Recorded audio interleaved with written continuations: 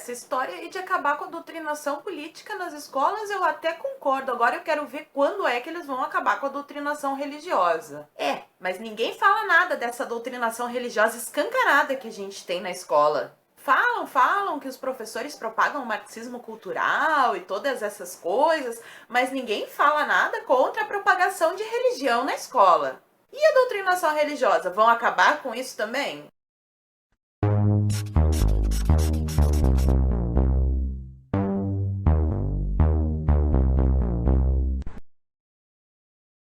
Muito se fala ultimamente na doutrinação religiosa nas escolas. Eu vejo críticas pesadas quanto a essa tal doutrinação. O problema é que as pessoas que falam esse tipo de coisa demonstram um desconhecimento profundo de como é a educação pública no nosso país. Hoje no vídeo eu vou contar para vocês, sob o prisma de quem está dentro da educação, como é essa história de ensino religioso.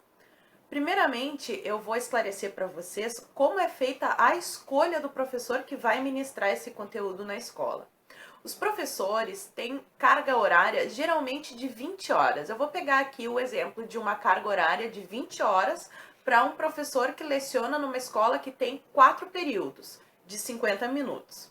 A hora-aula não é a mesma hora-relógio. Então, no exemplo que eu estou citando aqui, a hora-aula é de 50 minutos. O professor que trabalha 20 horas tem, por lei, o direito de ter 1/3 dessa carga horária destinado a atividades extra-sala de aula.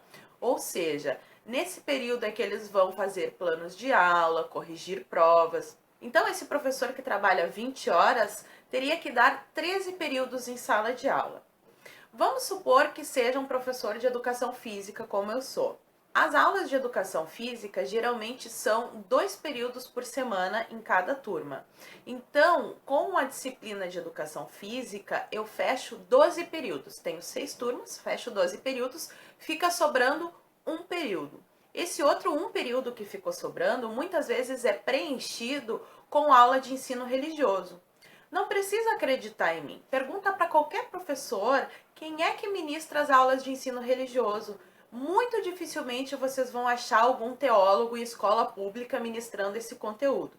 Quem dá esse tipo de aula geralmente é um professor de português, de matemática ou qualquer outra disciplina que está com essa carga horária sobrando, como eu contei para vocês. Agora que vocês já entenderam como vai funcionar a escolha do professor que ministra ensino religioso na escola, eu convido vocês a ler a Lei 9.394/96, vulgo Lei de Diretrizes e Bases da Educação Nacional. Lá no artigo 33 diz o seguinte: ensino religioso de matrícula facultativa é parte integrante da formação básica do cidadão e constitui disciplina dos horários normais das escolas públicas de ensino fundamental, assegurado o respeito à diversidade cultural religiosa do Brasil, vedadas qualquer forma de proselitismo. Fica muito claro com esse texto duas coisas. A primeira é que a disciplina de ensino religioso tem que respeitar a diversidade religiosa existente no nosso país. A segunda coisa é que nenhum aluno é obrigado a assistir às aulas de ensino religioso. Isso não vai afetá-lo de maneira alguma. Se algum pai não quiser que o seu filho assista a essa aula, a escola tem que arrumar outra atividade para completar essa carga horária dele e não pode prejudicá-lo em notas ou na aprovação dele por conta dele não ter assistido às aulas de ensino religioso. Fica muito claro que quem diz que há doutrinação religiosa nas escolas nem sequer se deu ao trabalho de ler a LDB e fica aí falando besteira na internet. Agora, outro ponto que eu queria analisar aqui com vocês é o seguinte: a maioria da população no Brasil é cristã, certo? Então, qual é o problema de se contar uma historinha de Jesus Cristo para as crianças, por exemplo?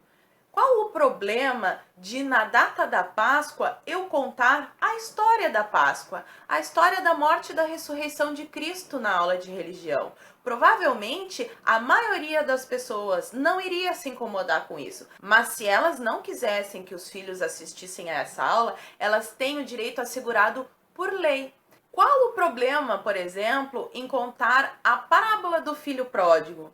Ensinar o amor de Deus para com as pessoas. Essas pessoas que criticam a tal doutrinação religiosa nas escolas não veem nenhum problema em se contar a historinha da Mônica, em que um menino ofende uma menina de gorducha e dentuça o tempo todo, o que para eles seria bullying, e essa menina revida com agressões. Mas eles acham um absurdo contar uma história de um personagem muito importante que existiu no nosso mundo, que é Jesus Cristo, e que pregou que a gente tem que amar as outras pessoas como a gente ama a nós mesmos. Eu já dei aula de religião e numa dessas aulas, que seria no período de Páscoa, eu preparei um material para contar a história de Jesus Cristo para os meus alunos. Na época, eu não frequentava cultos, eu não tinha religião nenhuma, eu apenas queria passar o conceito de que a Páscoa não é somente comércio de chocolates, que ela tem um sentido espiritual. E eu fui proibida, porque não se pode falar no nome de Jesus Cristo na escola.